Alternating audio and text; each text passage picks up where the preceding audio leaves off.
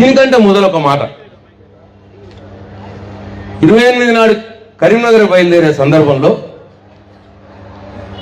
కేసీఆర్ గారు పైనుంచి దిగినారు. మేము ఇంటనే ఉన్నాం.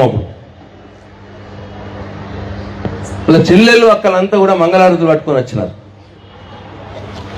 వచ్చి ఆయనకు పెద్ద తిలకం తెద్ది అందరూ బులోని ఏడుచుడు మొదలు పెట్టారు. గిట్లా వస్తుంది అనుకోలేదు. అవన్నీ దీక్ష అమర నిర్ధార దీక్ష అంటే సావుకు పోతున్నానంటే కూడా మేము అక్క చెల్లెళ్ళం నీకు సాగనంపాల్సిన పరిస్థితి వస్తుంది అనుకోలేదు మేము అని చెప్పి పాప వాళ్ళంతా అక్క చెల్లెళ్ళంతా ఏడు. మొట్టమొదటిసారి నేను చూసిన కేసీ గారి కళ్ళల్లో నీళ్ళు ఆ రోజు.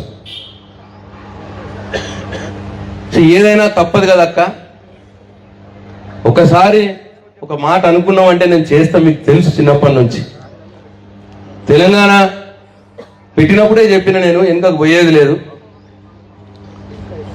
వీళ్ళు నా చావుతోటనే తెలంగాణ వస్తుంది అని రాసిపెట్టి ఉంటే నేను చావటానికి కూడా సిద్ధమే.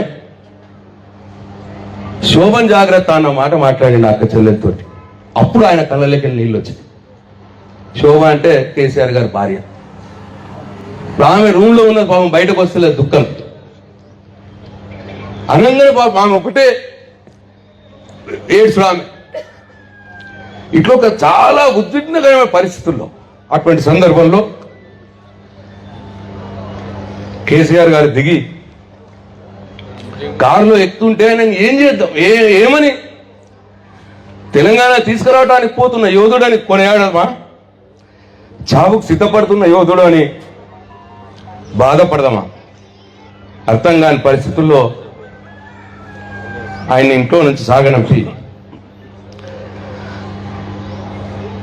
ఒక న్యూస్ ఏముందంటే కేసీఆర్ అంటూ హంగర్ స్ట్రైక్ చేస్తే ఆయనను చంపేయడానికి కూడా ప్లాన్ చేసినారు అని ఒక వార్త వచ్చింది మాకు. ఆ నిరాహార దీక్ష పేరు మీద ఆయన చంపాలి అని ఒక వార్త. ఇట్లా ఇవన్నీ వార్తల మధ్యలో అయినా సరే ఆయన యొక్క కమిట్మెంటు, తెలంగాణ పట్ల ఆయనకున్న కమిట్మెంటు వచ్చినాడు.